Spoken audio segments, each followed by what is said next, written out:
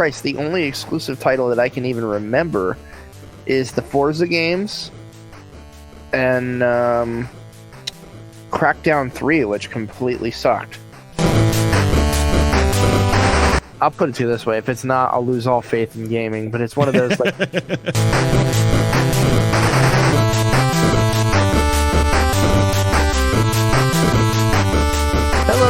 Everybody, and welcome back to another episode of the Retro Rents Retro Gaming Podcast. It is our 60th episode. We can almost collect AARP, and I am Al. I'm Nick. Oh man, good times. Got pushed back another week because my monitor died. And then, as if it wasn't going good enough for me, then on Monday, I'm in the middle of, getting my work week rolling, getting my stuff done, and my cat knocked over my coffee onto my work laptop. Oh, no. That is on its way to Apple. Actually, I think it just arrived today, according to my text messages, to be repaired. And I would say that I finally got the majority of my workflow restored yesterday. Jeez. What a freaking week. I mean, that's probably like the one setback of like anything during, granted, it feels like we're coming to the tail end. I say the tail end of the pandemic, but probably more the tail end of like closure, at least. Yeah. Obviously, the pandemic is still going on.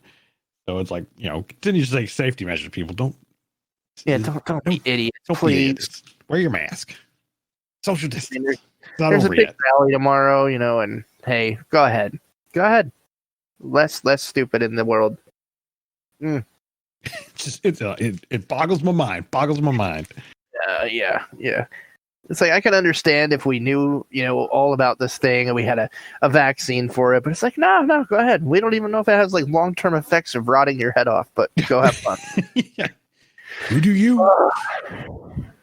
You gotta love it though. But yeah, what you been up to, man? I don't know. I mean, not much in terms of gaming. Obviously, and I think we're really going to get into a lot of it. We got a ton of stuff to go through, but it's basically, if things have been quote unquote normal, we would be watching E3 all this week. But instead of a physical E3, we've been getting basically a digital E3. So I've been kind of like catching up on all the new videos. It's kind of like a little bit piecemeal. It's a little awkward too, because again, with the E3 format, you basically had one right after the next. You'd have like this is your Microsoft day, and then a whole bunch of stuff would follow, and this is your Sony. You at least last year there was no Sony day, but you get the point. But yeah. But now oh yeah. But now it's kind of scattered. It's been scattered throughout this entire week. I think it quasi kicked off, like, again, there was no organized E3 thing. Like, there was no official event. Yeah, there's no official event, but all the individual well, I don't think even Microsoft Sony kind of had their PS5 thing. Microsoft did a thing. They did a thing too. So that was last month though, wasn't it? Was it? I don't know. I don't feel like it was around like within the past like 2 weeks though. Let me just see here, because I know that they had the announcement for like the new Xbox, but I felt like no, that's what it is. Instead of one big event, instead of one big event, they're doing monthly events. They're kind of doing the same thing Sony and Nintendo are now. Yeah. So yeah, it's a totally different format. So it's more or less it's not happening all at one time. More or less, they're spacing it out. I think PlayStation is looking to do the same thing. They kind of have been though. They've been doing their Sony State of Play. They've been doing that. Oh yeah, you're right. Yeah. I always feel like they're so small that it's not like it's like okay. Yeah. I mean, generally, it's not anything too huge. It's usually like, this game's still coming. It's coming. You're ready. Yeah, exactly. It's like stuff's on the way. It's not, and it doesn't feel like a big tentpole event that definitely E3 kind of initiated, I think. And, this also begs the question, because this was even on the table before COVID kind of shut things down. Like, there was a lot of question of, like, is E3 still a thing going forward? Because obviously Sony had pulled out, Nintendo had pulled out a couple of years back, I think, and they started doing their own direct thing. And really last year, it was just Microsoft and then, all the other, so like EA, Ubisoft, all Yeah, had it their was thing. Microsoft and game companies basically Yeah, last. exactly. Yeah, It was Microsoft and the publishers essentially. Yeah. So it was still fun, but it was definitely it was for those of us that have watched E3 for a long time, it definitely I miss what E3 used to be, and the question is, are we even going to get back to something like that? Post COVID, what are we going to see next year? Assuming we don't have another pandemic and zombies breaking out. Yeah, no shit. I mean, I'd love to see it go back to something like that, because I used to love just the good-natured ribbing between like the community leaders for each system. Yes. Like Major Nelson get out there, and then Phil Spencer get out there, and then you got, Christ, I forget the Sony flagship person now. I'm just getting so old. But like, you'd have them get out there. And it's like, oh yeah, that was really cool. That was really cool. Was it Jack Trenton? I think it's Jack. Yeah, Trenton. Yeah. Then it's like, that was really cool. Check this out. yeah, exactly. And the other thing I really love this way back in the day was the live demos, because obviously you don't want to see things fail, but I felt like there was more heart to the game when there was some kind of failure on stage and they had to deal with it. And it was fun. Like it's like you love to see how they dealt with it. Yeah, exactly. And it's like, oh, that's not supposed to happen, but check that out. Yeah. And and I think Nintendo was one of the first to kind of, basically do this. And when they went to the Nintendo Direct, it was like, all of a sudden it's very crisp, clean. It was still had a lot of fun to it. Like, don't get me wrong, but it was like, you lost that stage presence. You lost that complete awkwardness. And that was just fun to watch. And, whether it was a train wreck or sometimes it was just really cool and you got the, the audience reaction out of it, it can be really awesome. How are you going to do Keanu Reeves, man? Like, exactly. Yeah. If anything, the last, I don't know if it's going to be the last good thing, but it's like, something like where Keanu Reeves comes out and you're like, oh my God, Keanu Reeves is tied to this project. It's like, oh my God. Yeah. And it's like, it's one of those, like, it made news. It was good news for games for like a couple of weeks. And like people were talking about it. Like, that's what I missed. Do I think they're going to go back to something like that? I do. Initially I was sitting there before. Yeah, probably not. But now I'm like, I wonder if something like COVID kind of pushes the need for this, like the social psychological need for this back in the spotlight of like people like watching this kind of thing. I don't know. I don't know what's going to happen. I mean, I've heard some news that really shook me to the very core of my soul and my being, and that's that all-you-can-eat buffets might be a thing of the past. Oh, yeah, you're right. Yeah, with the handles and all that. Have you heard about that? I haven't heard of that, but it almost doesn't surprise me. A lot of places are talking about not doing it anymore until like this is under control, because of the potential for, germs, contamination. And Nick will tell you, I get my fucking money's worth. Well, 5 plates stacked up. Christ, that Chinese buffet in Dorneyville where it's got the hibachi and you can get like, it's like all the raw stuff. So it's like, I'll just get a couple pieces of steak and then 5 giant ladlefuls of shrimp. All the shrimp. Yep, and I just put the egg on top, and I'm like, yo, fry this shit up with some spicy garlic sauce, my man. And I'll eat 4 pounds of shrimp just sitting at the buffet. But, yeah, I guess that might be a thing of the past. It's sad to say, but I could see that happening. Like, I could see potential alternatives, but at the same time, like, you have to have people, police it. You could have the situation of like, like the cafeteria where someone serves you, your food. Right. And something like that. Or, well, cleverly enough, 2 weeks back, my nephew celebrated his first birthday. And we got together with the family. Awesome. Which is great to see. Well, we did a quasi socially distant picnic. We didn't do much hugging, but we were within less than 6 feet, and we weren't wearing masks. But it was just it's immediate family. We kind of knew talking to each other that it's like, okay, we're all quarantining. Yeah, we're all quarantined. Yeah. We're not. We kind of did the same thing with my in-laws last week too. Yeah, but the clever thing was the way my mom had set it up was it was a quote unquote buffet style, but what we had was our own. We each had our own like dipping spoon or fork, or whatever, for getting the food out Dude, of the your dish. mom's like the master of that stuff. Like, just Yeah, and it was the most clever thing ever. And the thing is, we would hold or onto it, or we'd have like a specific utensil cup that we'd then put it into. And it's like, that's your utensils. Right. Use that next time you want to come back for more. It's like, that's genius, man. Now, on a restaurant scale, I'm sure that won't work, but it's like something. It's time to get creative, restaurants. They're gonna have to. They're gonna have to, I think. But yeah, like, so did you play any more Northgard or SnowRunner this week? Yeah, I dabbled a little more in SnowRunner. I haven't jumped into Northgard again yet. I haven't had much time, but yeah, a little more snow, a little snow trucking. Again, it's like I pop on for a little bit, do like a quick little mission, pop off. Yep. It's so fun. Yeah, no, it's good stuff.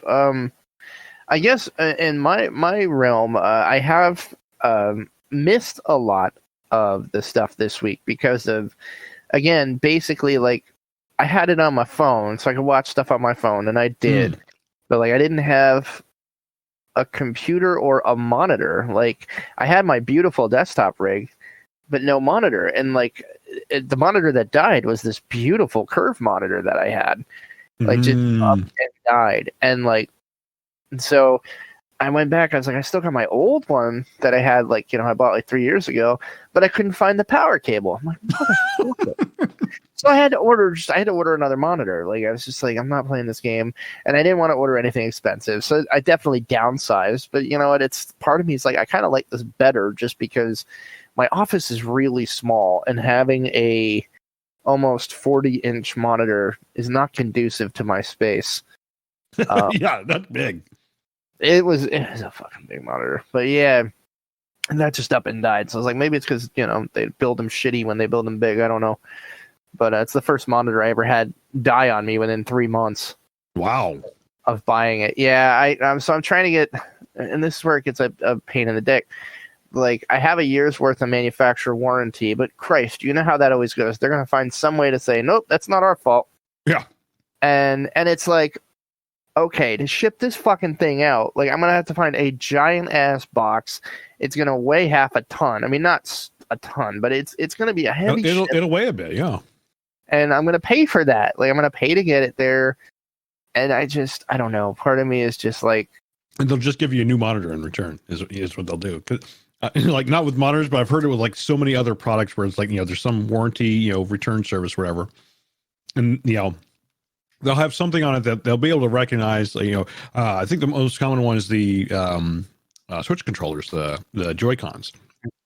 We were talking about, like, I got a completely like different color set back, and it's like they just sent me new stuff. They didn't even replace my old ones.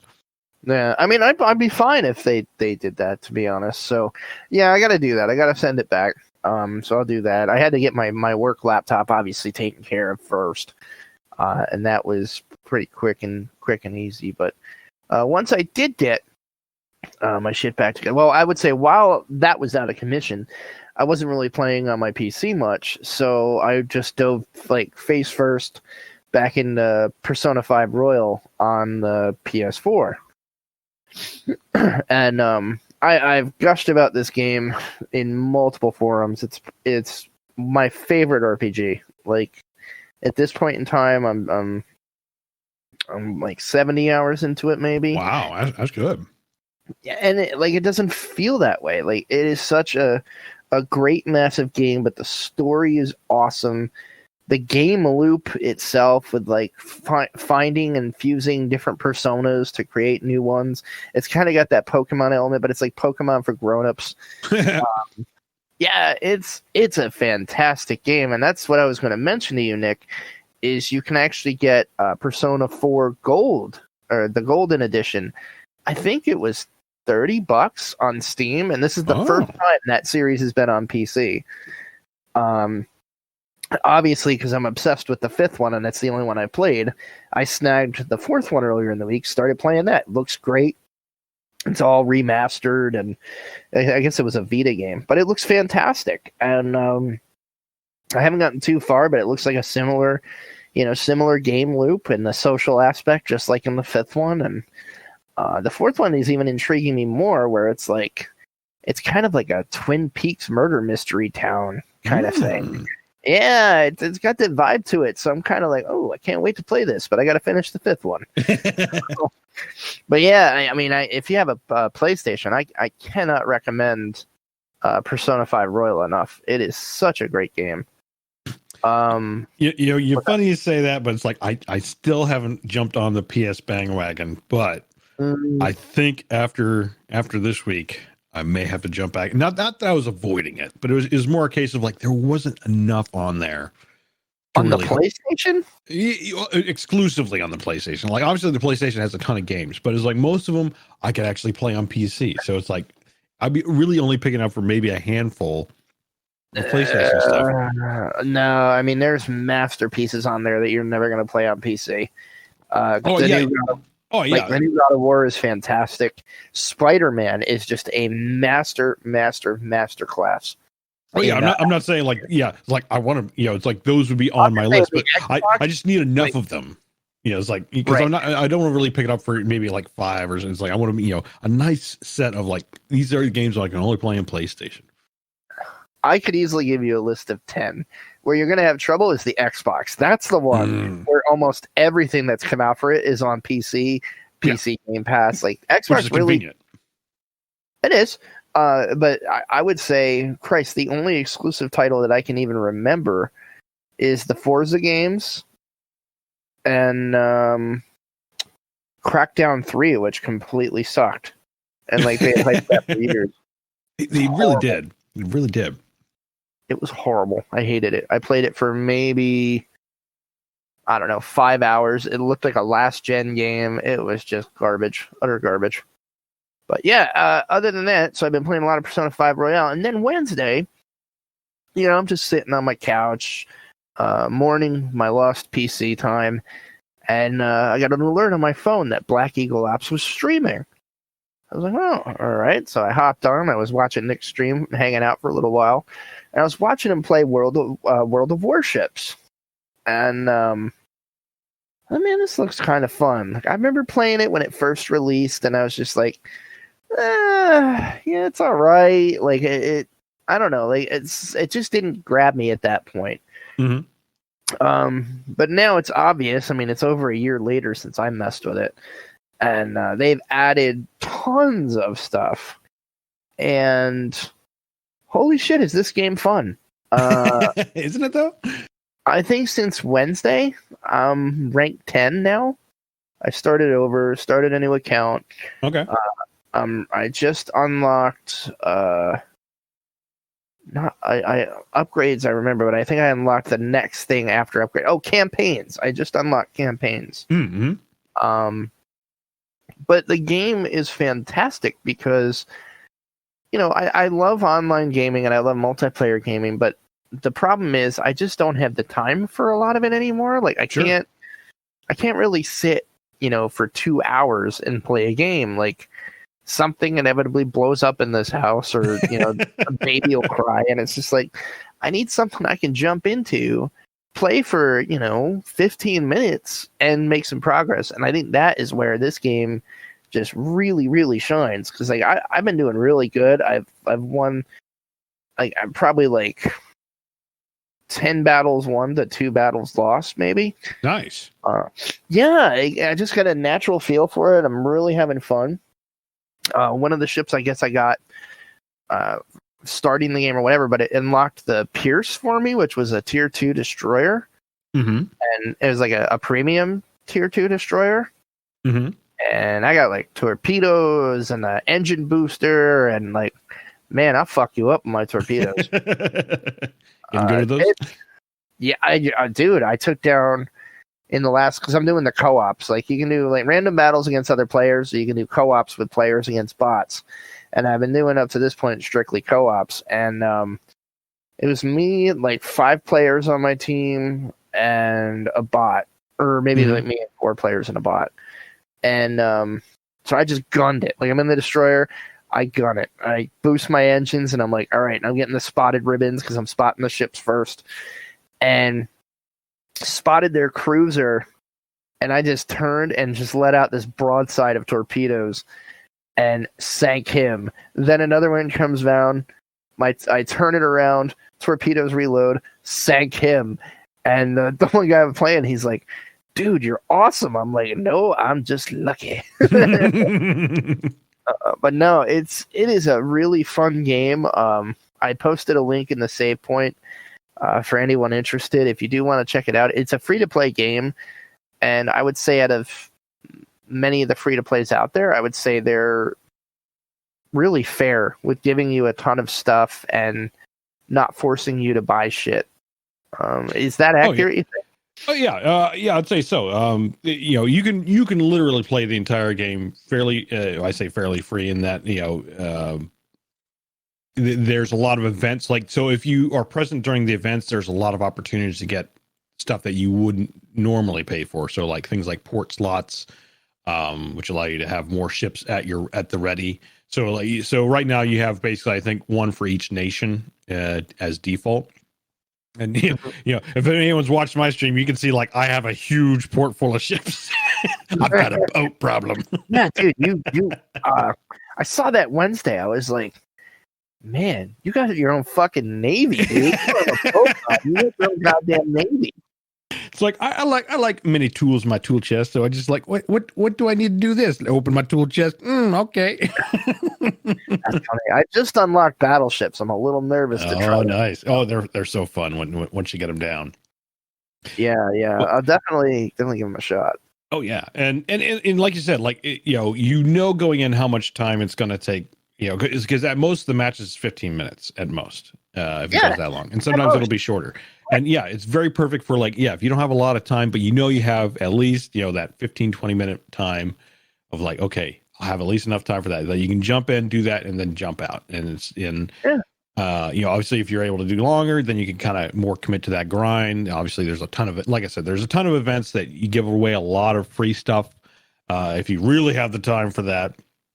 But at the same time, it's like, if you don't, then it's like, you can chill and continue to do it, totally free to play. Yeah, at your own pace. Yeah, and I'd say it's pretty respectful of that. And more or less, I don't think there's any pay to win from my perspective. There are a few boats that are surely very powerful, but they're not invincible. And it's not. And even with World of Tanks, it's never. I've never perceived it as a pay to win. Not like War Thunder. War Thunder. Oh, that definitely went down the pay to win route really weird. In a weird way. It's like that made me drop it pretty fast. But yeah, both warships and World of Tanks actually do a pretty good job of like, if you learn how to play and whatnot, you actually can stay on the free to play side. You can still get some premiums along the way for free. But the most part, you'll be in the tech tree ships, and many of them do outstandingly in even the competitive environment or just the casual environment. Yeah. I liked my first couple days with it so much. I dropped like $30 for a 90-day premium sub. There you go. Yeah. But I would say, $10 a month, that's not bad. I mean, for the amount of fun I've had with it already, I was like, well, I'll drop 30 for 3 months, and if I'm still playing it at the end of 3 months, then I'll keep it going. But they're being assholes. Because they're teasing me. They know I like Warhammer. I'm sure they do. Warhammer. It just kicked off. And I want that ship. Don't get me wrong. I want that ship. One of these ships. You can either get the Chaos themed one or the Emperor themed one. But it's like $50. I was like, I don't know. Like, I want it. I want it so bad because I'm a Warhammer nut job. But yeah, I don't know if I want it that bad. You get a bunch of stuff. You get a bunch of stuff with it. It's not just the ship. You get a ton of crap. Yeah. And that is pretty typical of the Wargaming stuff, where like it'll be packages like that, and I think the cheapest you can get is like $44, and that'll be the bare bones ship.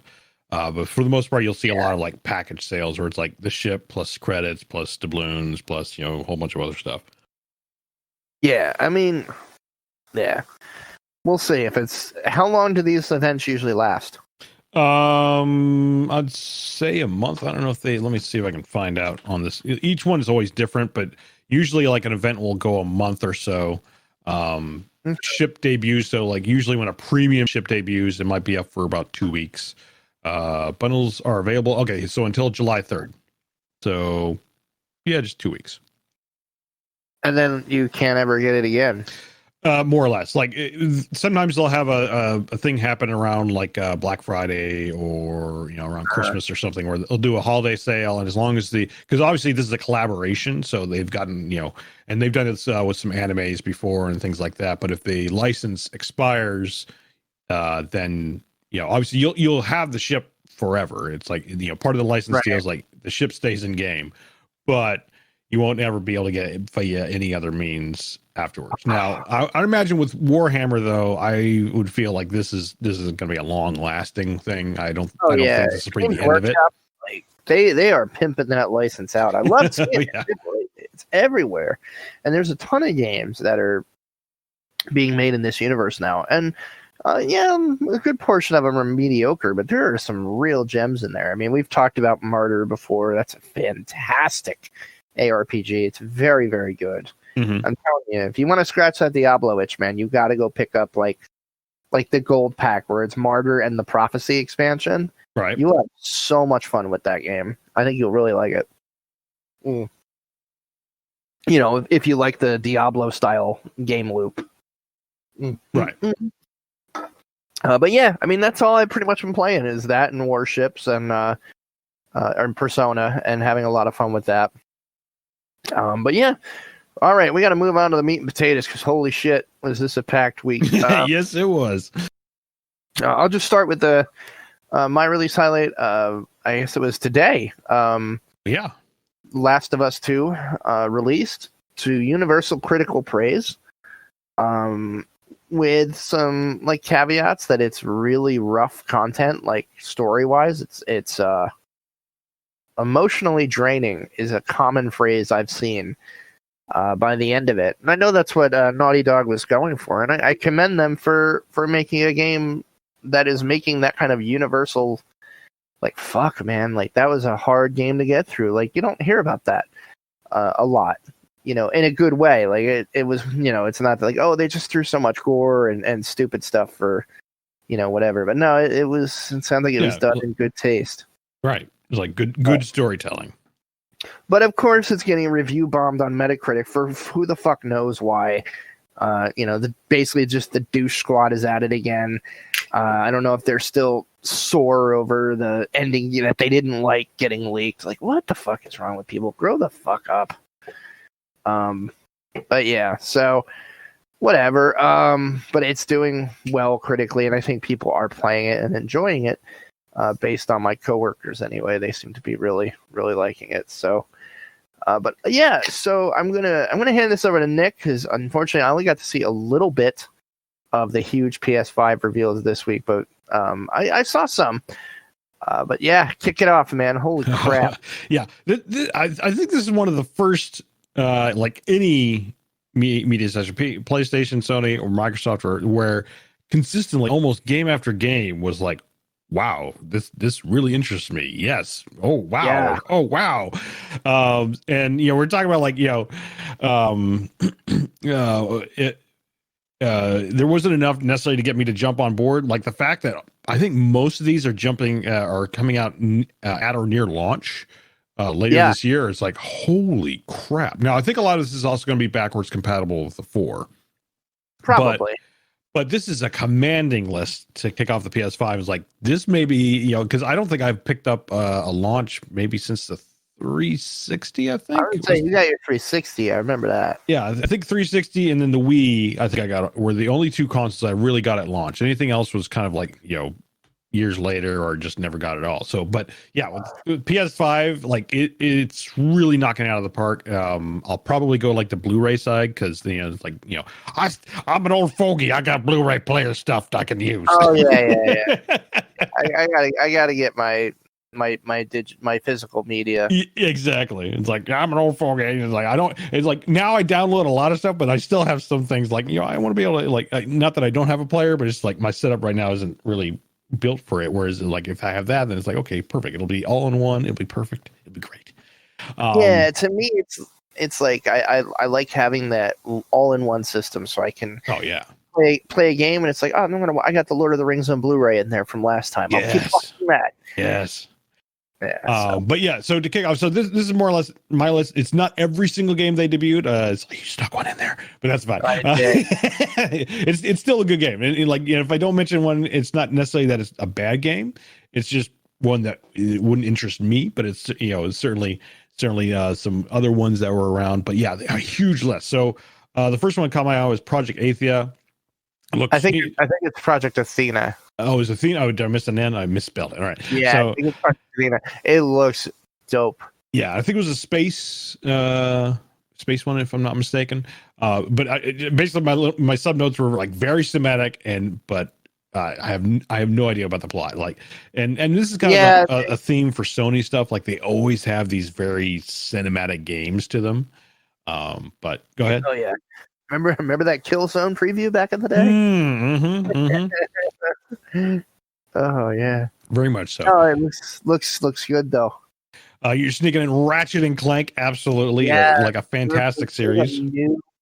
We're getting a new Ratchet and Clank. I know Travis and Kyle are losing their minds over this, and rightfully so. I mean, that is a classic series, and I'm so happy to see that coming back. Absolutely. Again, we're going to go rapid shotgun style because we got a lot to get through. But next one up, I thought was super intriguing, was called Stray. It looks so cool, and I thought it was the most clever idea. I want to say there may have been some other game that similar premise, of like inhabiting an animal, but basically it's a cyberpunk cat simulator. It's so awesome. I feel like this is the year of cyberpunk because and we'll get to some things later, but like even the stuff in here is like a lot of cyberpunk-esque games, or at least the location setting, if you will, is cyberpunk. So I don't know, did Cyberpunk 2077 like set this whole thing off somehow magically? Who knows? Yeah. But it looked fantastic. You apparently played this stray cat with like a cyber jacket or something, and you're just like kind of going through this cyber city.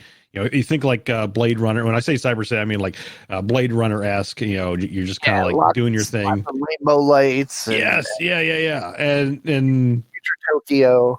Yeah, again, not too much of the gameplay. Like, if any, my only complaint with probably the PlayStation one was like there wasn't a lot of depth to the gameplay. It was just like little vignettes, if you will, of like this is what the game's about. You kind of got a concept of it, but you didn't see a lot of gameplay or what does it really involve or anything like that. Right. Yeah. No. Totally.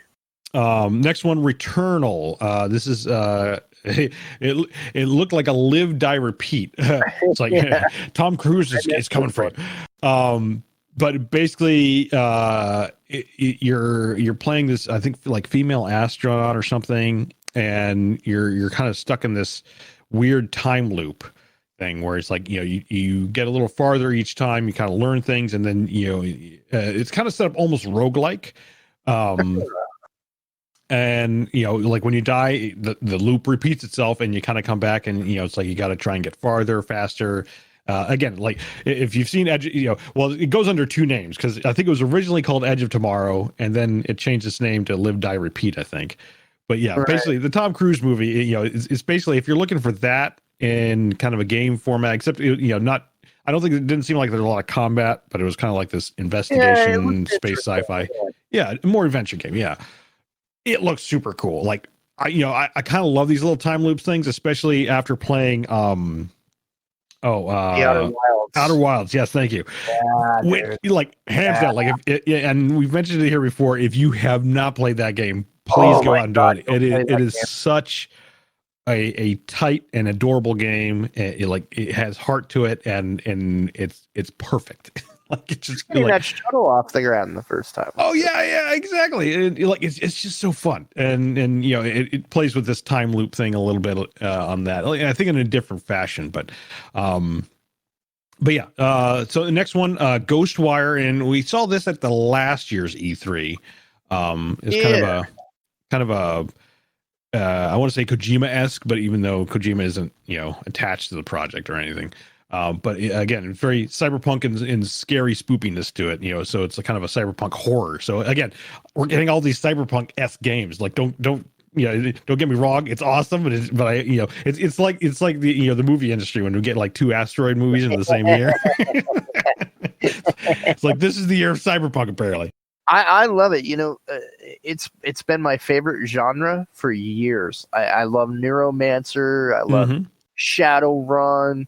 Like, to me, it's such an untapped genre. And as soon as CDPR jumped on that wagon, I was like, we're gonna get more cyberpunk games. It's like, oh, so, and it's the same thing. Like, there's the space craze just a few years ago with like Elite and Star Citizen, and now it's like we're going to cyberpunk, and it's like, man, going all over the place. Elite revealed you're gonna be able to walk off your ship soon. Oh yeah. We'll get to that. But yeah, like Elite revealed that, so that'll be fantastic. That'll be one less thing Star Citizen won't have over it. Yeah, right. Yeah, exactly. It's like, oh, look out. Jett the Far Shore. So this is kind of an interstellar vibe look to it. Very stylized, kind of cell shaded. I think if I remember correctly, very chillax looking game. I like those. But No, I said I like those. Yeah. And again, it had this kind of interstellar feel to it. Again, kind of a space adventure almost. Again, I want to know more. They didn't reveal a whole lot. Demon Souls. So I think this is skip down like 2, dude. Say what? You skipped down like 2 things. Oh, did I? Sorry. Oh, yeah. Yeah. Sorry. Mother effing Hitman 3. Oh, yeah. Like a season 3 or a whole new game? It's like Hitman 2 totally new game. Totally new game. Oh, interesting. Again, they didn't reveal too much, but I mean, it's a Hitman game. So if you enjoy Hitman 1 and 2, you're going to enjoy Hitman 3. So it's like, sign me up. I can continue to be the world's worst assassin. Yeah, dude. I suck at it, but I love it every time.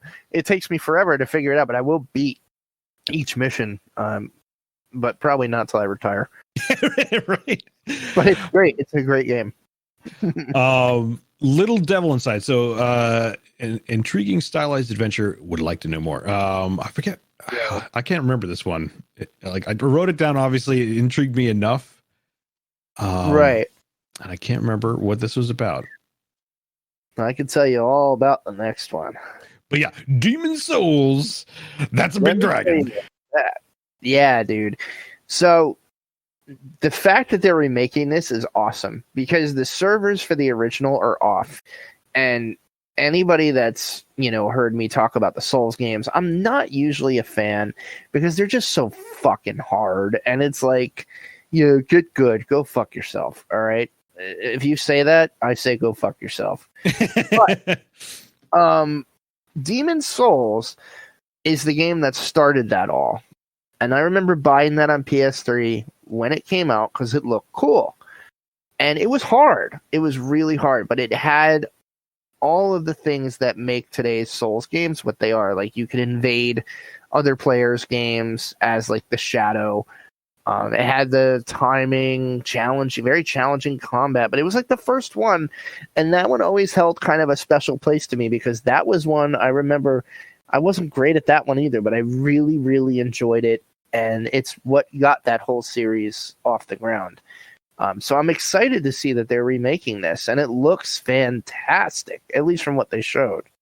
But yeah, I mean, I think any fan of the Souls series has been asking for this for a very long time now. I think the original Demon Souls came out pre-2010. That sounds about right.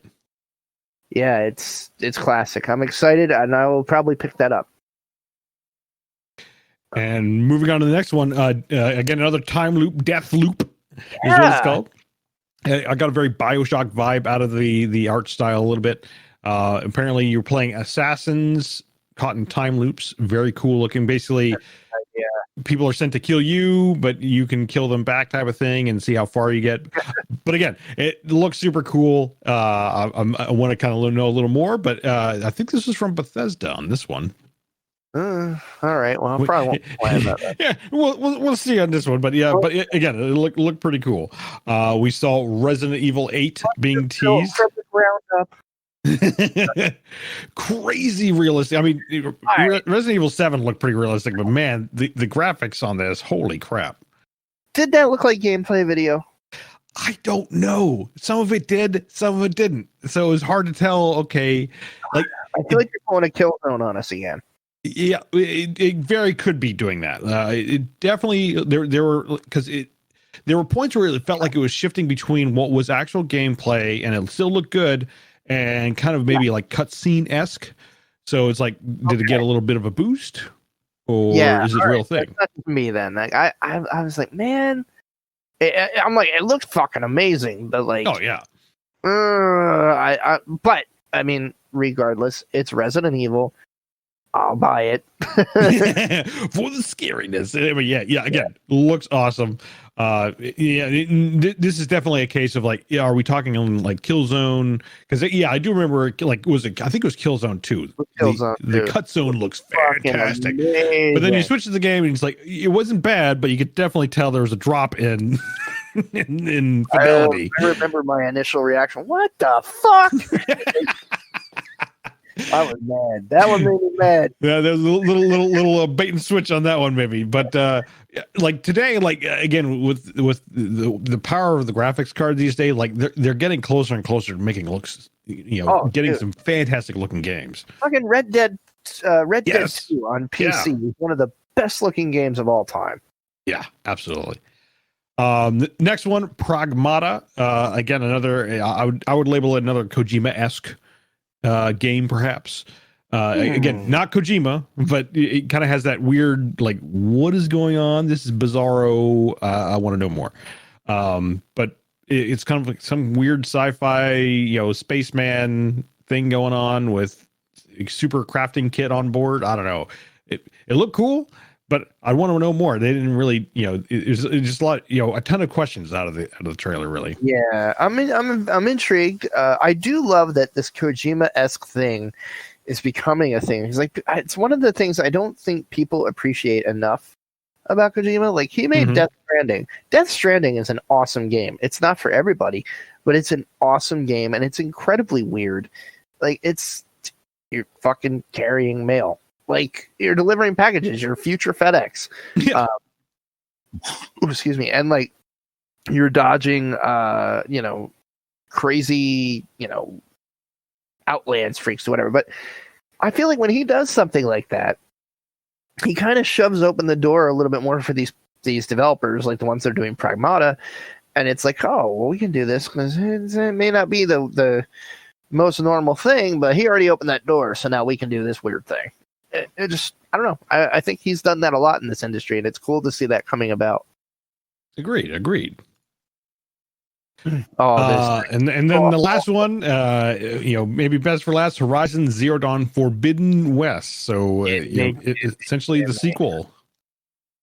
Looks fantastic. Again, more of that same great art style to it. Oh, and nope, still here. Sorry. It looks like there's going to be like more underwater segments. Now, I don't have a PlayStation, so I haven't been able to play the first one really. I don't know if there's been like underwater segment, but they, again, fantastic looking stuff. I'll tell you what. I could send you a list of 6 games that. Do we know if the PS5 is doing backwards compatibility with PS4? I want to say yes, but I can't recall a specific. It's got to be somewhere. It's got to be somewhere. I'll tell you this much: if it is, I would say that's all you need to jump on that wagon. I could send you the list of incredible PS4 exclusives plus these. I just started playing Horizon Zero Dawn. I mentioned it in an earlier episode. Jeremy from Bad Fodder Figures actually sent me his, I guess, because he had heard I hadn't played it yet. And I finally just sat down and started playing that this week, the night my computer died. That is a wild game. And it's not really spoilers at this point, but it's basically like a future where like the society we have now was like further in the future and it collapses, and we've gone back to like more tribal ways, tribal habits. And like the first tutorial mission is your father is taking you out to hunt, and it's like you're hunting for meat, and then you're also going to go hunt machines for components, and there's these like sentient machines that just wander the wilderness, and it's just such a neat concept. The game is fun. Like, and then I saw Forbidden West, and I was like, "Oh my god, give me this!" give me. Yeah, I'm excited for that. I'm really excited for that. Yeah, and that brings me to the end of my list. I don't know if you had any more from what you saw from the PlayStation thing. No, you pretty much covered the main ones I wanted to talk about because I didn't get to see the whole thing. I'll talk more about EA Play when we get there because sweet Jesus Christ. Yeah. Like if anything, I know there was a lot more. There's like a Sackboy, I know, made a reappearance, and several other like more kid style games out of the PlayStation. Look great. Not my cup of tea, but I won't stop that from anyone else. Checking those out. But yeah, next PC show. I think we kind of quasi watched this last Saturday. Again, a ton of cool looking stuff. I noticed a lot of like retro and kind of I don't want to say remaster because they had the that one N64 game. I guess port you could say is maybe the best way to describe it. Like a lot of like there were remasters and then a lot of ports as well. So in terms of like games being released on Steam that were originally like N64 games, things like that. That was when they announced Persona 4 as well. That was a Vita game. Yeah, exactly. So it's interesting to see that it's like, all these old console games are kind of coming a little bit full circle and onto the PC so they can be preserved in some fashion. It's not the original necessarily, or I say the original in terms of like, it's not a cartridge or something like that, but it's like it still lives out there somehow. Yeah. Oh yeah, dude. There was a lot of great stuff. Icarus I thought looked amazing. I don't know, again, like it's from the DayZ peeps, and we've talked about this before. Like I'm not real into like to me, it's like if you're gonna do an MMO, do an MMO. Like I don't like the Age of Conan. Like it's on or not Age of Conan. Conan Exiles. You're on a server. The survival. I don't know. It looks very, very cool. I just wonder how they're going to implement it. Is it going to be a single player game? I would almost rather it be a single player game. You know what I mean? It definitely looks like it's multiplayer. Again, anything space, it's like, ooh, it immediately gets my interest. Yeah, I love that. But my biggest issue, especially when it comes to survival games, because I feel like I've played a good amount of them, but they all tend to have like the same base core play, like Ark, totally fun. But yeah, it's like okay, build wood stuff, build metal stuff, build all the very sometimes there's 3 or 4 levels of building stuff. You build base, which is awesomely fun. Don't get me wrong. But it all ends up being the same thing. So it's like Ark, Conan, like what they showed with Icarus here. Like they started off building like a wooden shack, even though you're an astronaut. I'm like, that's where I started tapping out. I'm like, I would love to see a survival game, especially a space themed one. Like, let's just start like scrounging the space station and building futuristic shit. Yeah, I think was it Astroneer? It's not really survival per se in the truest sense, but it's kind of a similar thing where you go in and out collecting resources and super stylized and just super chill and fun. That was it's like, okay, give me something like that in kind of like the more realistic game settings. Like you're not building wooden shacks as an astronaut. You're building like metal structures. Now there is let me see if I can find it quick. I think it was is it Last Oasis or no that's another survival thing. That's something else.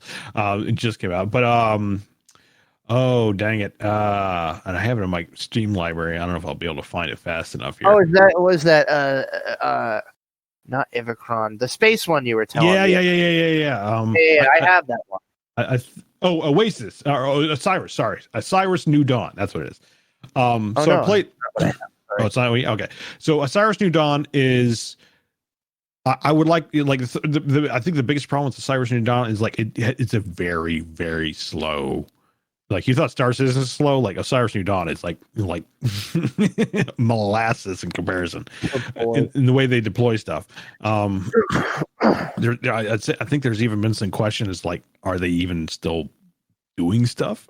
But like for what's there already, like it's a fun little game. It is multiplayer, but you play it on your own, your own version. So people, if they're joining, they're joining your session on your computer. I hate that. Yeah. So it's a little rough around the edges, and it's still early access as well. But it starts off like you're landing in an escape pod, and then you gather materials, but you're building like sci-fi looking stuff. So it's like a hab, and then you can build defenses. Because at night the bugs come out, and it's like goes Starship Trooper style.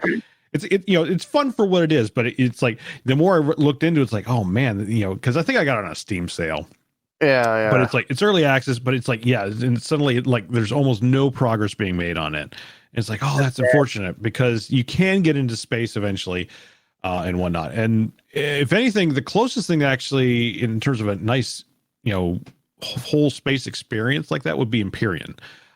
Play that a little bit. That's the one I was trying to think of. Yeah, Empyrean. Now Empyrean is really fun because you kind of it's quasi space engineers where you can build your own ships, or you can download templates or kind of pre-built stuff from the community. Some fantastic looking stuff, and it has like vehicles. It has I say aircraft, so like designed for atmosphere, and then there's actual like spaceships designed to like warp and things like that. And you can build bases, and you have all this whole building component, and there's a little bit of survival. It's not super heavy on it. Graphics are a little on the low side. It's like Osiris looks great, but it's like lacking that gameplay, whereas Imperium is almost flip, where it doesn't really have the graphics, but it has the depth of gameplay. So it's like nothing's really kind of hit both at the same time. Yeah. No, I'd love to see it though. I would love to see it. But obviously the big one for both was Everspace 2. Give me that fucking yeah. Like we saw this at PAX, and it looked great at their little demo station at PAX. I played Everspace 1, and this is several jumps above it, and it's like, ooh, it looks so good. Loving the progress they're making. Yeah, it looks great. Troy, I can join you on this one. That looked awesome. It looks like they're going to do these with Troy. They'll be kind of setting the pace for the Saga series right. The Britannia one wasn't bad after about 8 months of patches and content. It sucked when it first released, but it's like okay. So it looks like they're taking all the criticism from that one. And for those who don't know, it's a Total War Saga Troy. The Saga games for Total War, it started with Britannia. They're meant to be a little bit scaled back on the campaign side. Not so much of that campaign management, more of the battles. Where I don't know where I stand on that, because to me, the battles are amazing, but I kind of have the most fun in the campaigns and the intrigue and the trade and the politics. But this looks really good. I'm with you. I would say that nobody listening has any excuse not to play it unless you don't have a computer. Because I think we mentioned this on the last episode. The day it releases on the Epic Store, it's releasing for free just for that day. Like if you log in that day, you can grab it and it's yours to keep forever. Yep. I think I'm more interested to see how this marketing ploy works out, because it's one of those I almost feel like there's a hidden genius here, because the people that are going to jump on it, to be honest with you, are people like me and you that are following this, that would have bought it anyway. And then it's going to be, we grabbed it that day. We do our podcast episode. We're like, yeah, if you missed this, you got to go fucking buy it. It's great. You got to go buy it. Yeah, it could definitely. That's could very well be the play here, where it's like, yeah, the diehards, the ones who are paying attention, like, yeah, we're gonna get it day one, absolutely, assuming the server doesn't crap all over itself. It's fucking great. Yeah, and it's gonna be like obviously that means there has to be, I don't know if I almost feel like a multiplayer component, or maybe just the single player will be that that good. There's always multiplayer. Yeah, it will be that good. But yeah, exactly that. Where it's like, oh, everyone else is playing, they're loving it. Oh, it's like, oh, I gotta buy it now. Oh no. Yeah. I really think that's what they're going for. I mean, I can't see any other angle to it. And I feel like it's genius because no one's really done this, and I'm so excited to see how that plays out. Mm-hmm. But yeah, obviously I'll be jumping on it. It looks fantastic. The cinematic they showed with like the Trojan horse, I was like, oh yeah, look great. It's like, yeah, roll that thing up. Yeah, maybe if we built this large wooden badger. Yeah, no, it looks fantastic. I can't wait. But now we come to the gem of this episode. So, anybody that's a remotely older gamer like ourselves, we have a certain highlight, especially if you're Star Wars fans. Mm-hmm. We say a little prayer every night before we go to bed, and that's all of us. Even though if you don't believe in anything, it's wherever's listening out there, gaming gods. Could we just have another like X-Wing versus TIE Fighter kind of game sometime in our life? Amen. And then we go to bed. And we do this every night. And then, all of a sudden, this week, the devil answered our prayers. The EA Play... I answered your prayers, here it comes. That was fucking amazing. I gotta get me one of those. Yeah, dude. Star Wars Squadrons. Oh, yeah. Oh my god, it's like it's X-Wing versus TIE Fighter in the present day. I love that they're going in the latest timeline, in the New Republic timeline. It's gonna be right after Endor, so yeah, it's like kind of that bridge of classic potentially into the new timeline as well.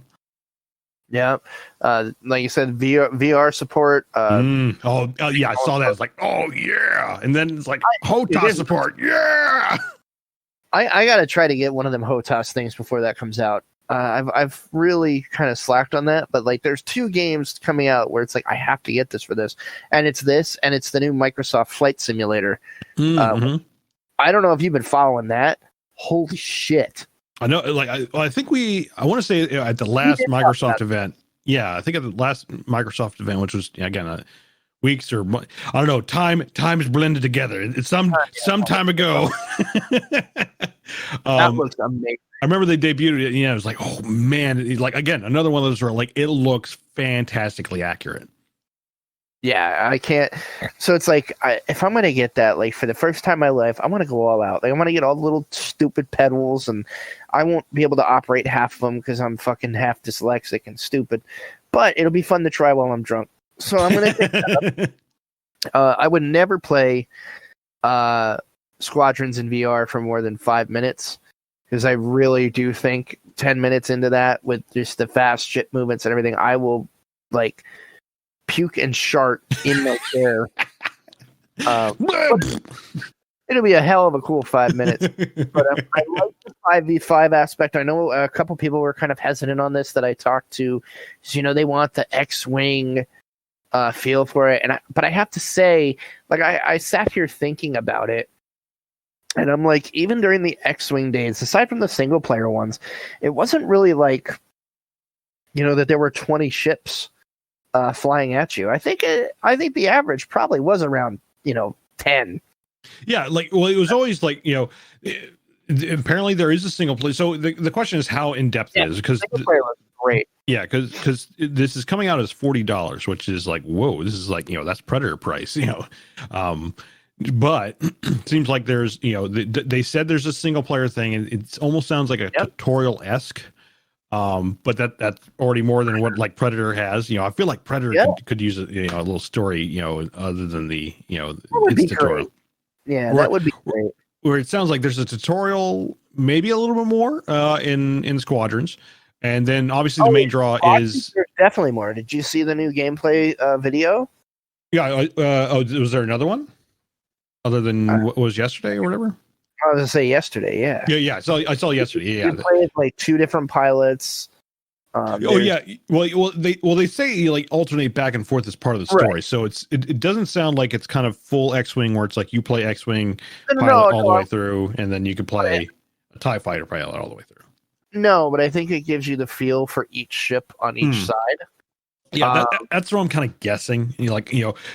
I want to keep my expectations in check here because it's like, ooh, like everything is like hitting the mark, but it's like, okay, wait a minute, listen to what they said. It's like, okay, there's a mission where there is a story, and it sounds like you weave between the Alliance and Imperial Remnant, if you will. Yeah, and it's not like a full Alliance campaign and a full TIE fighter campaign. I would love something like that. I think that would be like give me the full on thing. That would be awesome. Maybe we'll get his DLC. Well, it's not even that. I wonder if this is their feeler, and I wonder if that's why they're going for $40. I wonder if they're sitting there going, "Is there still a crowd for this?" Like it almost feels like that's the play because like this is unprecedented for EA. Like I don't know if they're stepping into new territory between like Apex being the free to play one. It's been out what, a year or two more now. But it's killing it. It's blown away. And like the advertising, an additional season. It's not necessarily my cup of tea. Like I like my Overwatch and whatnot, but it's like I haven't really jumped into Apex. But it's like again, it's like I can't do that level of Twitch, like Twitch play. I'm too fucking old. We're getting too old. We're getting too old for it. Oh.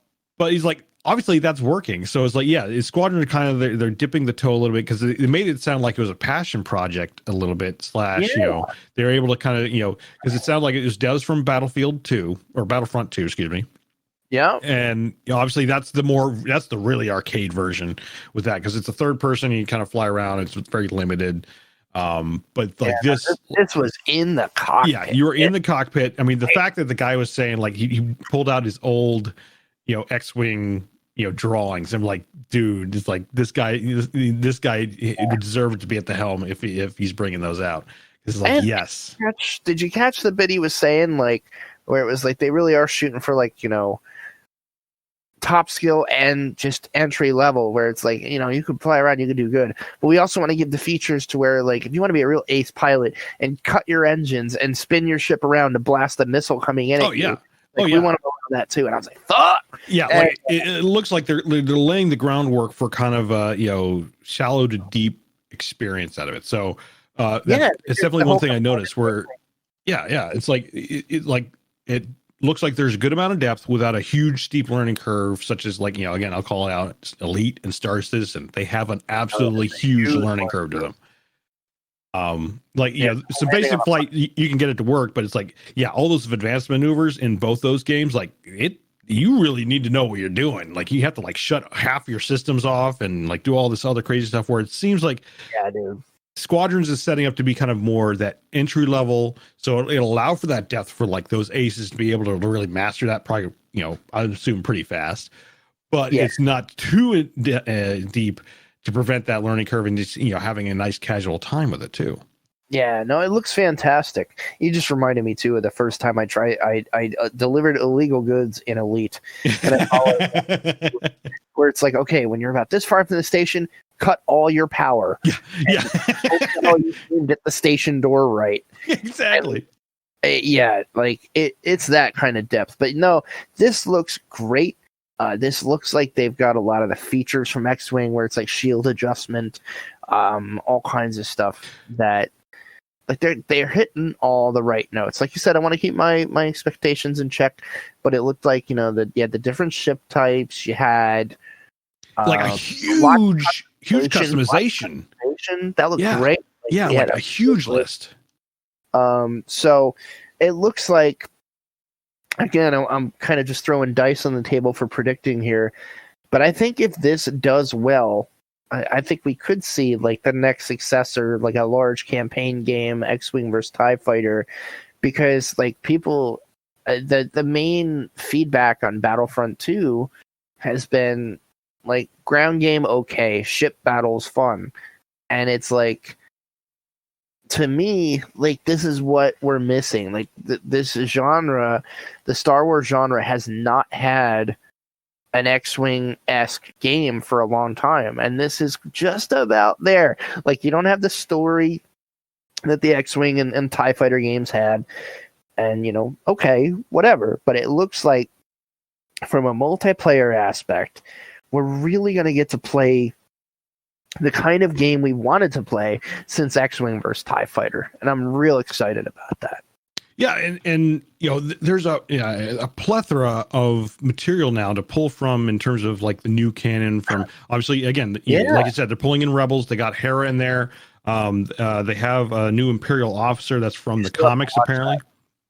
And so it's like, okay, you know, like there's a perfect, you know, amount of, you know, kind of, well, I say expanded universe, but it's not even that, it's actual canon, like canon now to pull from.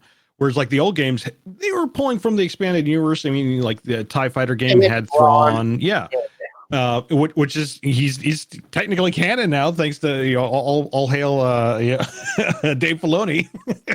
Oh yeah, that's right. But it's like, yeah, so like all this stuff there is like, I think they have a really rich pool to tap from that they could easily make a very nice, you know, single player campaign out of this, you know, whether it's an add-on, like absolutely, or if it's a totally new game, it's like, yes, like, because, you know, I think we were talking about this a little bit on my stream earlier in the week, where it's like, you know, in the days of LucasArts, it was about making a great story. Like, it was all about, yeah, we were talking about that on Wednesday. Yeah, it's all about a good story, and you know, I would agree with you. You know, I would even take it a step further. Like, to me, some of my favorite Star Wars stories came out of those LucasArts games. You know, that like the TIE Fighter games, the stuff that happened after, you know, the standard universe timing and stuff like that, or you know, just the whole Mara Jade thing in Christ, what was that? Not Revenge of the Sith. The KOTOR expansion that had her in it. Well, KOTOR was all like Jedi Knight. Sorry, not KOTOR. Jedi Knight. Yeah. Kyle Tarn.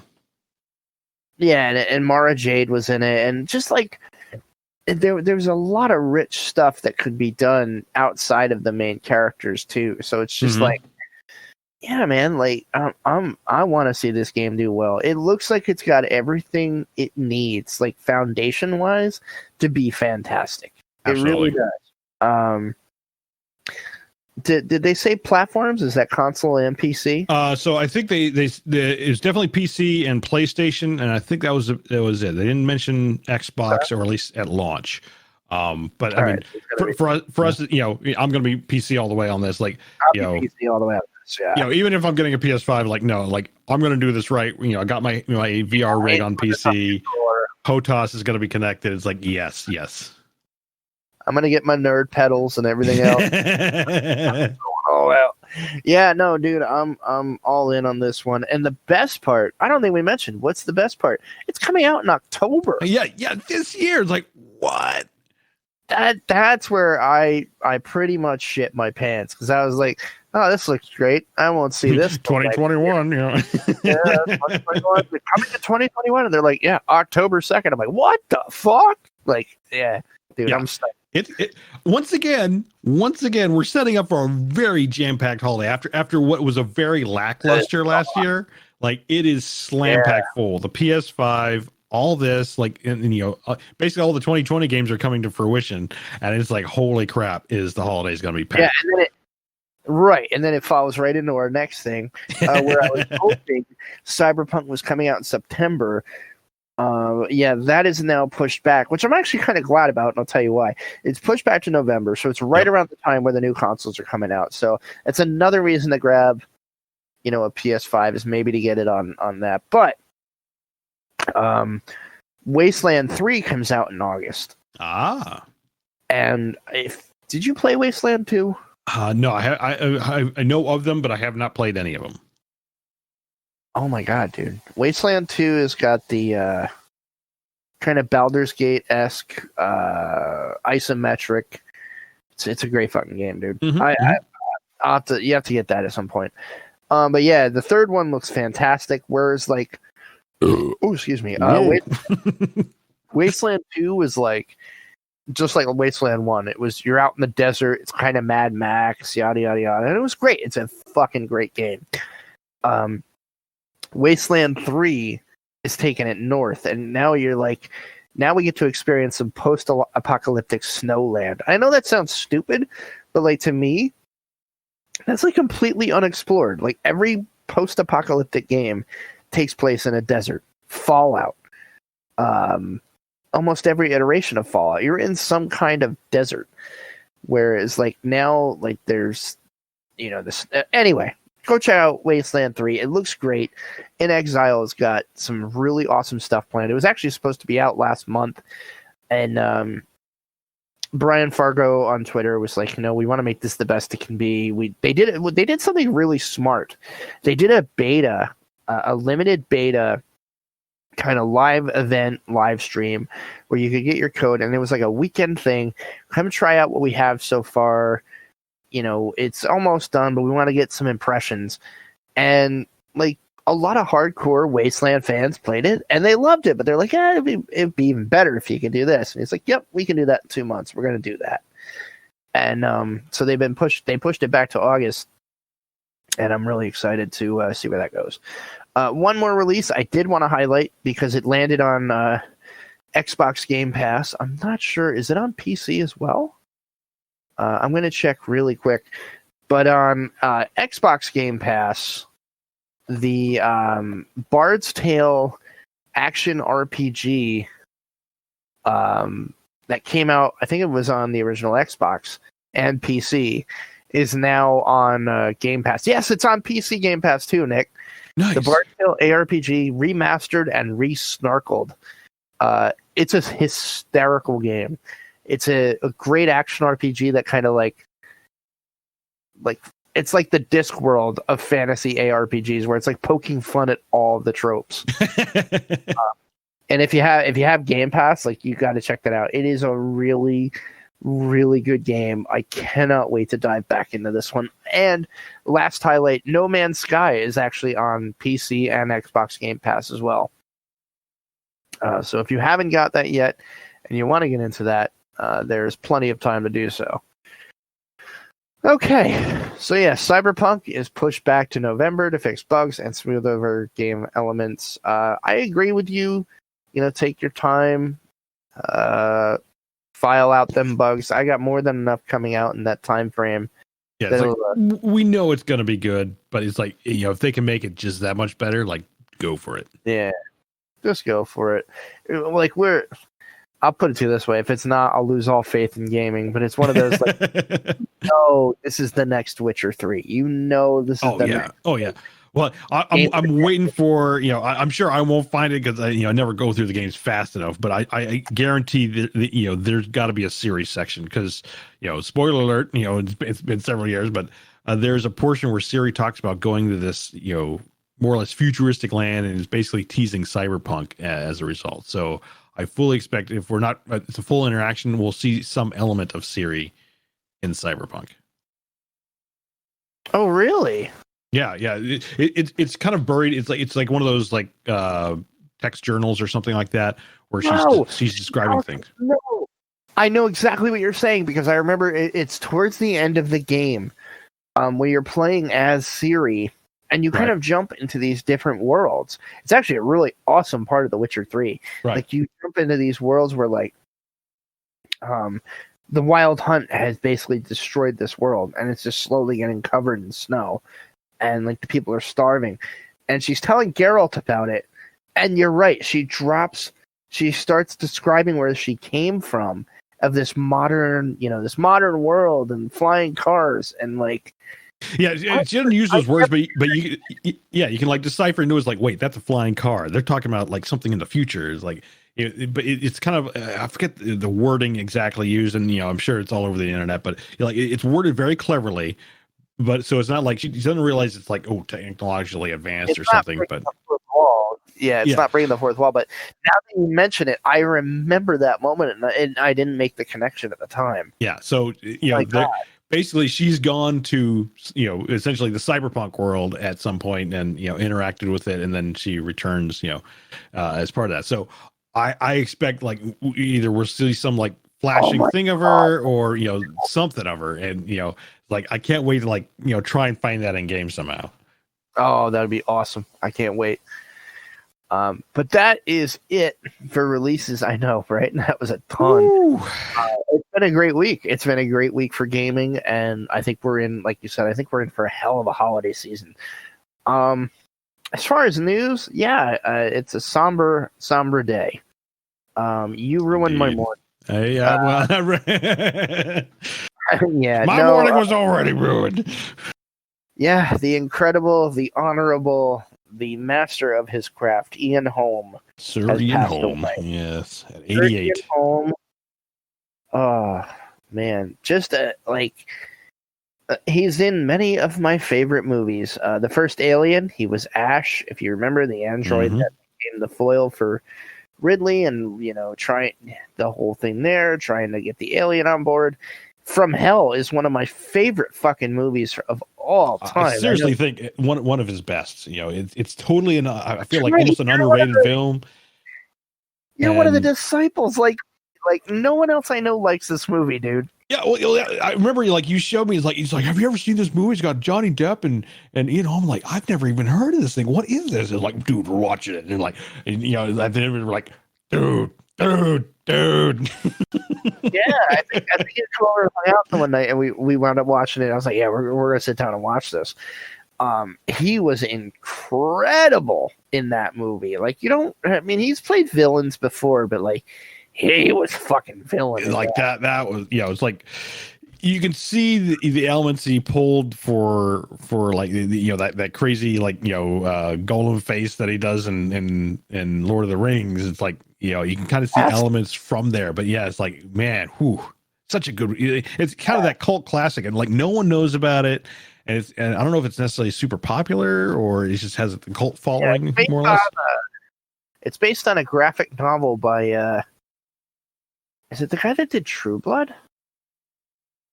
Alan something. Oh, Alan Moore? Yes. Yeah, okay, yeah. That's one of his graphic novels. Oh, okay. You can get it on Prime. It's a phenomenal movie. Please watch it. I my wife hates that movie. I love this movie. It's one of my favorites. I'm gonna have to watch this now. Yeah, I feel it gets the mix perfectly in terms of it's there is some gore, but I don't think it's over. I don't ever feel like it's over the top, but it's kind of like a murder mystery / occult. I don't know, just a good blend of everything, and then obviously Johnny Depp and Ian Holm. So it's like, what more do you need? 1888 Victorian era. It's awesome. Yeah. And then obviously one of the greatest classics of our time, the first movie I ever bought on DVD, Fifth Element. Oh yeah. And again, I think it speaks to his I say acting chops, because he wasn't I say a comedic role, but the character he plays was kind of a comedic relief, even though he was. Yeah, and it just made it lighthearted. The whole Fifth Element is very lighthearted, but it's it helped make that movie just like the naivete of the priest, so to speak, and just getting thrust into the situation. Yeah, he wasn't Ruby Rod style. No. No, and obviously saving the best for last. I adore Martin Freeman, but Martin Freeman is young Bilbo. But if ever there was a picture in my mind of old Bilbo's mood, actions, mannerism, look, Ian Holm just he is that character. His older Bilbo in the Fellowship of the Ring, in the original series, right up to the end, and at the Grey Havens, and even in the new Hobbit movies, he has a short role in the first one. It's iconic. It's one of those I hope as time goes on, and hopefully Lord of the Rings is one of those books they'll assign in honors English or something, or because Christ, nobody reads anymore. I hope it pulls people to these movies, and you can see his performance.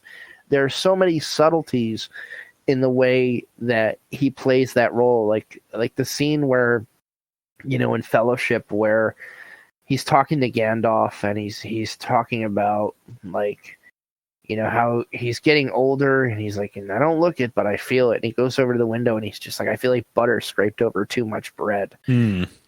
Just like the look on his face, like I just remember looking at the time, and it's like I was working at my previous job at Air Products, and there was not a better metaphor for how I was feeling at that point in time, where I was just like used, worn out, exhausted, and just like not enough to go around. And like he just nailed it. It's stuck with me out of all the things I've watched.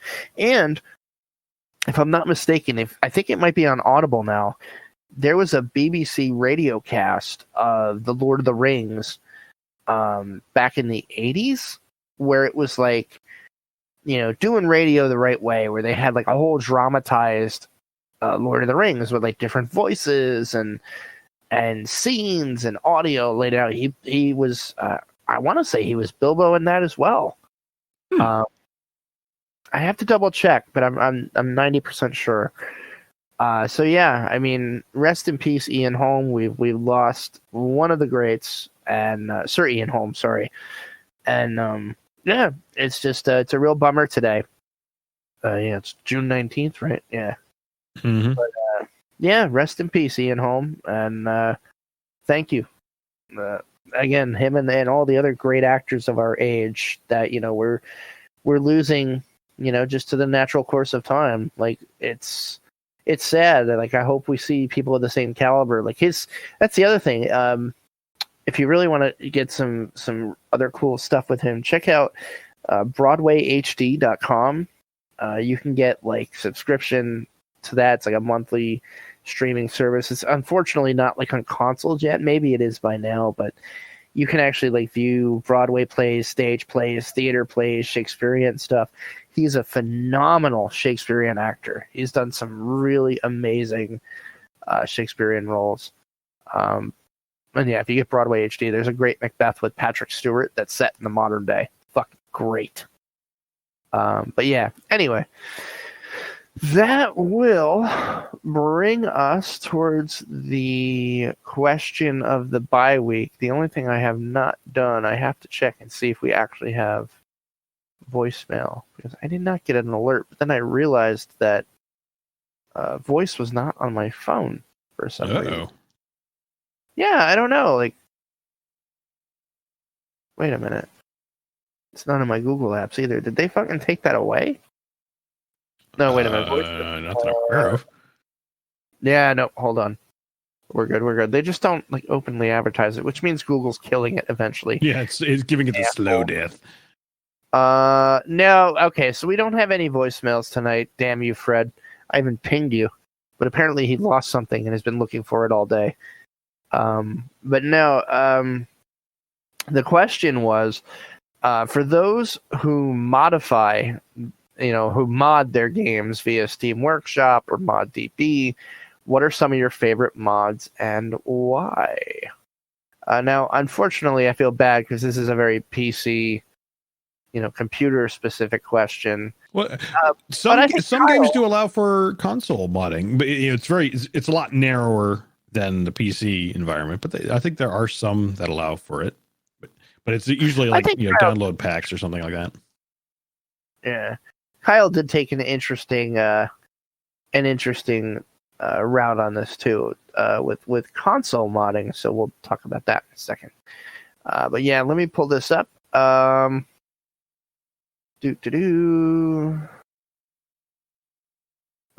put that VR to work. I'm just looking at yeah, Josh.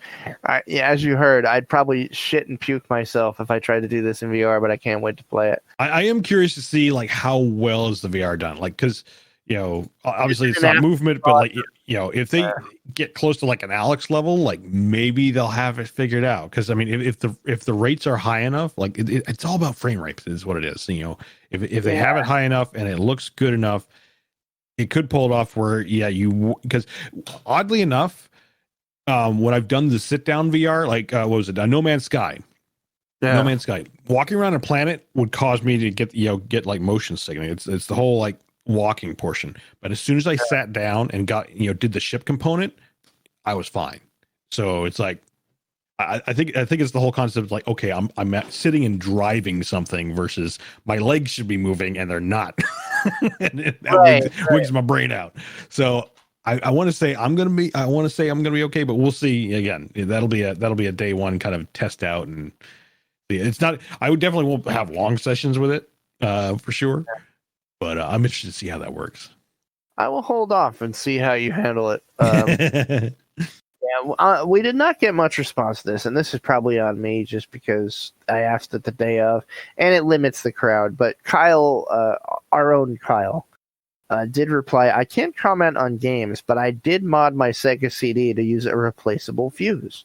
He's done this with a couple other things too, if I'm not mistaken, with his consoles and modding in that fashion. So I mainly brought this up. I'll share mine, and then Nick, you can share yours. Mm-hmm.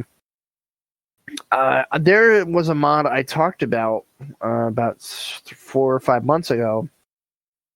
That if you own the original Skyrim, you can download this game for free, which is basically a total conversion, using the Skyrim, engine and everything else. But it's a really awesome RPG, and like it's a totally different world. Like magic is like limited, and it's a completely new story, a completely new game. I'll have to send you the link, Nick. Like I still pull this up because I'm still playing through it. It's like Athea or something like that. I have to get that. Yeah. One of my D&D group, one of my buddies there, he's actually playing the thing, and he was talking about this. Oh, it's phenomenal. Yeah. It was completely total conversion. Bethesda was like, yep, you can do it. You just can't get money off it. But it's its own game on Steam. Like it's its own.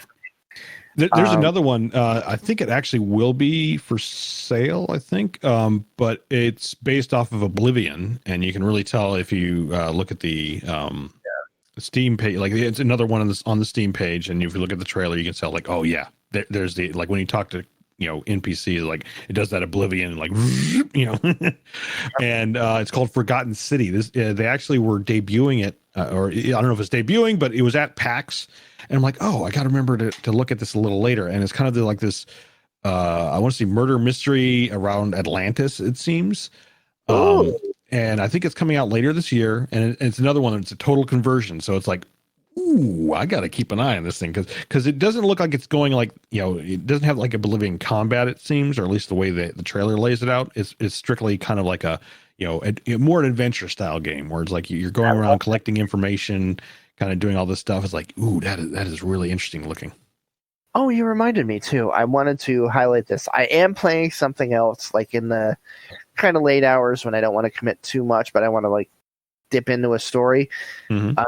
I've been playing Lamplight City by Grundislav Games. It is a wonderful, beautiful point-and-click adventure, just like the old style Sierra games kind of deal. You can get it on GOG. And the story is so good. It's like, I don't even want to spoil it. Like, go check it out if you think you might like it. Like, yeah. Play it. It's awesome. It's awesome. Like Francisco. Oh shit, Francisco. I don't want to. Because I've actually talked to him a few times on the Classic Gamers forum. I think it's Francisco Gonzalez. Let me just make sure. Yes, Francisco Gonzalez. He's a developer he is the head of Grundislav Games, and he is a master of making adventure games. He was one of the influences that Julia Minamata had mentioned when we interviewed her. Mm-hmm. And I have been playing Lamplight City off and on, and just it brings me right back to my Sierra childhood.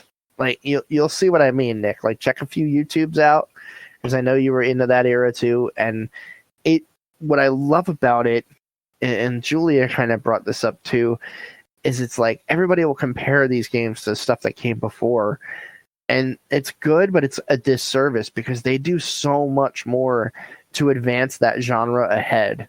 Like they got rid of a lot of the annoyances. Like you can make the wrong choices in Lamplight City, and you'll get an ending. It won't be a great ending, but you'll get an ending at the end of the game. Like there's stuff you can do. Like it's no longer like Francisco basically said he didn't want to have a dead end, like where you have in a lot of these games where it's like, oh, you ate the pie in fucking chapter 1? Well, you're dead now 4 chapters later. But yeah, Lamplight City is a lot of fun. Beautiful hand-painted graphics, wonderfully voice acted. Really, really good game. Yeah, I don't know why the fuck I went on that tangent. But yeah, dude, I'll get you the name of that game. I'll put it on the save point when this goes live. But that total conversion for Skyrim is so great. It's a little, if I remember correctly, it was a little bit set up. It took a little bit. You had to have something, some component to it. But anyway, so Nick, what is your favorite? Oh, sorry, I rambled and forgot. So sitting in Nick's stream on Wednesday, one of his viewers mentioned a mod for yes, Empire at War. And I downloaded it. It's called Galactic Civil War. I'm referring to Star Wars Empire at War. It was a RTS, basically a Star Wars themed RTS that came out in the early 2000s. A very good game for its time. This mod basically overhauls the game completely, gives it modernized HD textures. It boosts it up. It boosts it up pretty good. I mean, in comparison to what it looked like, it looks pretty darn good. I mean, it's not anything breathtaking. But if I have one complaint about this mod, I'm going to list it here. And I'm not like, Christ, you've listened to this podcast. I drop more fucks than most people, but the creators of the mod, like in their release notes, are like, yeah, we put all this shit in, and like if you hit the filter, you can see all the new shit we did this week. And it's like, all right, look, like it's cool when you're on a podcast. It's not even cool. Like I should refrain from doing it, but it's just the way I speak, and I need to work on that. But it's like when it's in your release notes, and yeah, I don't know, it set the wrong tone for me. It just feels unprofessional, and I shouldn't be like this, but like I've already picked out a few things. Like it's good, it's not bad, but there are some glaring things. Like they're like, don't save during battles because you'll corrupt your save file. Okay. Oh, okay. Yeah. I mean, it's like No saves coming. Yeah, and I mean, okay, whatever. But it's just one of those, like, the graphics are beautiful. I'll give that to them. They really did make this kind of jump forward a good 10 years, but it's rough around the edges. There's another one that looks a little better that I'm gonna check out. But yeah, I would just say, go into it with bated expectations, because the person that was watching your stream, it's like, oh man, like official developers, this looks amazing, and it might be the people that worked on that game back in the early 2000s, but it just felt like I don't know, but give it a look. I mean, again, I played it for a little while. It played good, looked great. I didn't hit any crashes, and it was cool to see somebody take that game and bring it 10 years ahead. So I would say, sure, it's not my favorite mod, but it's one I really do want to give an honorable mention to. Just, put out a more professional air. It makes your game look better. Absolutely. So what's yours? So again, going with the Bethesda stuff, because funny enough, like as for all Bethesda's fault, it is easily moddable. So, absolutely. Well, I say Bethesda, but this is actually, I should say, Obsidian, because it is Fallout New 2. Vegas. New Vegas. You got it. Like, hands down, like, and the thing, I played it, I don't know, 2 years ago now on stream, and people were like, "Oh, you got to get the mods for this." Like, okay, I'll check out the mods. Let's check them out. And yeah, now there's like a billion of them, and a lot of like graphical update ones, some balance ones, and it's like some really fun ones. And it's like, yeah, I don't know how many you put it on. I put on, I want to feel like quite a bit, but it actually made it like, man, this really sharpened it up, because I was like playing, it's like, okay, yeah, it's an old game, and like the new HD mods is like, holy crap, it's like these mods, like, they really push it to the edge, and it's very, it still looks dated to a point, but it's like they take it as far as they can go. And and I'd say, like, yeah, any of the Fallout games really, for that matter. And again, we've mentioned Oblivion, Skyrim, like, you can go bananarama with that thing.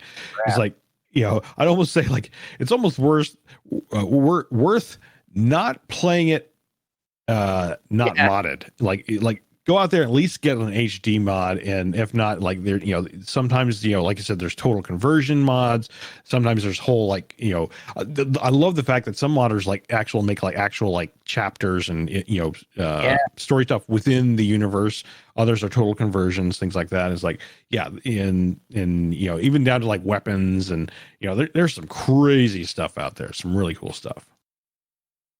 Yeah, dude. And just a little trivia, if you didn't know, Obsidian started with New Vegas, and then they went on to make Pillars of Eternity, and their latest, amazing project would be the Outer Worlds. Outer Worlds, yeah, and again, fantastic game. I need to see what I'm sure that there's probably already a ton. I need to see what mods are out for that thing now. I didn't even think about that. They did. Again, they provided mod support because they knew, they definitely learned from like Fallout 2, and I think even Pillars you can even mod out. It's like they know their customer base. Like, have that integration, and like that'll add to the life of the game. What got them noticed? Like, basically, if I'm not mistaken, they weren't the original developers for Fallout 2. They were the original developers for Fallout New Vegas. Like, they made the mod, and then did I say 2? Yeah, I meant to say New. Yeah, it's New Vegas is what I meant. Yeah, they basically got like backing from Bethesda to not only do it, but like they gave them assistance and allowed them to sell it. And so I love that they're not forgetting where they came from. And, instantly, like, here, take it and mod it, because I would love to see what people do with the Outer Worlds. I think there's a wonderful engine there to be played with. But yeah, no, it's cool, man. Like, when you really start dipping into the mod heroin, there are some really neat that you can have a lot of fun with. But anyway, all right, we have gone on for quite a bit of time. Obviously, we had a little time to make up for. We'll move on to conclusions, final thoughts, and shout outs. Obviously, big thank you to everybody listening. Thank you for being patient. I know our schedule has been a bit spotty, but my luck has not been the best in the past month. But we will be getting back to our regular, bi-weekly schedule at this point on, I'm pretty sure, unless my fucking cat or me and my dumb ruins another computer or monitor or anything else. But yeah, thanks for sticking with us. Thanks for spreading the word. Big thanks to our boys at the Bad Fodder Figures, always retweeting and just always giving us a push. And a big shout out to the Everyday Gamers crew. And I want to take a second and wish a very happy birthday to the host of Tap the Craft, the great Denny Luce. A great podcast at Tap the Craft on microbrewing, beer, just not microbrewing, but just beer in general, and what makes good beer, and what the kind of different kinds of beer there are. Denny is just awesome at explaining their taste profiles, what he likes, what he doesn't. His co-hosts are awesome as well. It's just, again, you don't even have to enjoy beer to enjoy Tap the Craft. They're just a very entertaining bunch, very knowledgeable bunch. And but big happy birthday to you, Denny, and we hope you had a great day in this distancing world where you can't party at where you could, but however you spent it, I hope you had fun. And yeah, any shout outs, anything to promote there, Nick?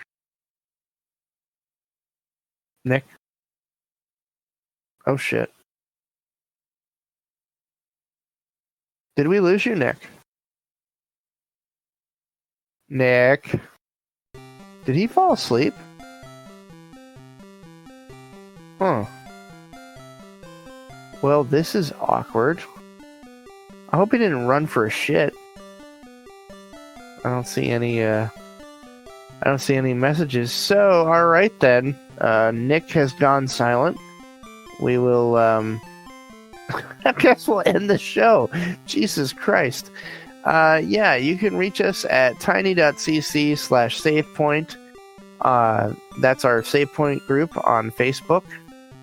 You can email the retrorents@gmail.com. We're on Twitter at the retrorents, at retrorentsal, at Black Eagle Ops for Nick, assuming he's still alive. Uh-oh. I think Nick lost power. He just went offline. At least while he had the courtesy to lose power at the end of the show, you can reach us on Twitch, or I'm going to start streaming soon, I think. I say this all the time, but I got to find the right thing. Got to find my groove, and then I'll stream at RetroRentsAl. Nick is at Black Eagle Ops. Not at, that's a Twitter thing, but you know what I mean. Black Eagle Ops for Nick on Twitch, RetroRentsAl for me on Twitch. Other than that, we hope you enjoyed this episode, and I thoroughly enjoyed getting to catch up with Nick again. Again, I hope you're still alive. Oh, you are still alive. Oh, he said he just had a brownout. Everything is restarting. See? Like I said, I hope he lost power, not his life. So Nick is still with us. But thank you all so much for listening every week. Thank you for sharing the show. If you enjoy this, please leave us an iTunes review. It helps us out a lot. And helps us get the show out there to more and more people. But other than that, I hope you all have a great week ahead. Have fun. Play games. Don't be dicks. And just be responsible. I know it's kind of hard in this day and age to, want to think of other people outside yourself. But look, don't think of, the whole thing with the mask. Don't think of it as a freedom thing. Like, just imagine if maybe you're sick. Do you want to fucking get somebody else sick? Just all I'm saying, do the right thing. Do the right thing. There's Nick. I'm back. Be a good person. Be good to each other. And other than that, we will catch you next time. Peace. See ya!